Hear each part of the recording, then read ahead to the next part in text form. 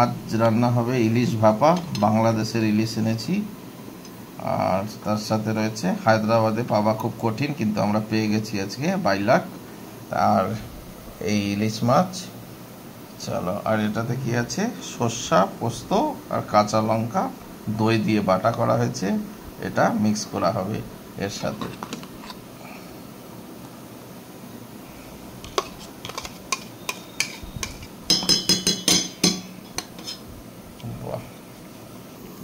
এই যে শস্য পোস্তা বাটার সাথে মাছটাকে ম্যারিনেট করা হচ্ছে। Very nice. এবার দেওয়া হবে কাচ্চি ঘানির সর্ষার তেল, ফরচুন। বাহ, সুন্দর। এবার সর্ষার তেলটাকেও ভালোভাবে মাছের সাথে মশলার সাথে মিক্স করে দেওয়া হলো। এই তো, খুবই সুন্দর দেখতে হয়েছে। এবার কাঁচা লঙ্কা উপর থেকে চিড়ে চিড়ে 2-4 খানা, আমরা ঝাল কমই খাই, ফাইন। এবার ঢাকনাটা করে দেওয়া হলো বাটির বন্ধ।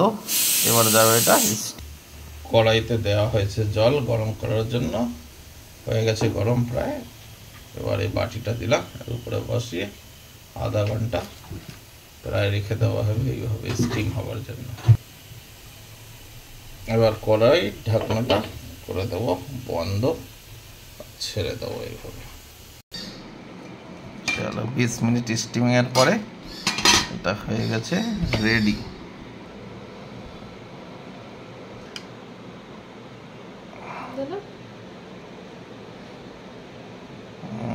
এসে গেল ইলিশ মাছের তেল, ফাইন। বাহ, উল্টে পাল্টে পড়ে গেল নাকি? বাস, ফার্স্ট ক্লাস। চলো, এবার তাড়াতাড়ি খেয়ে নেওয়া।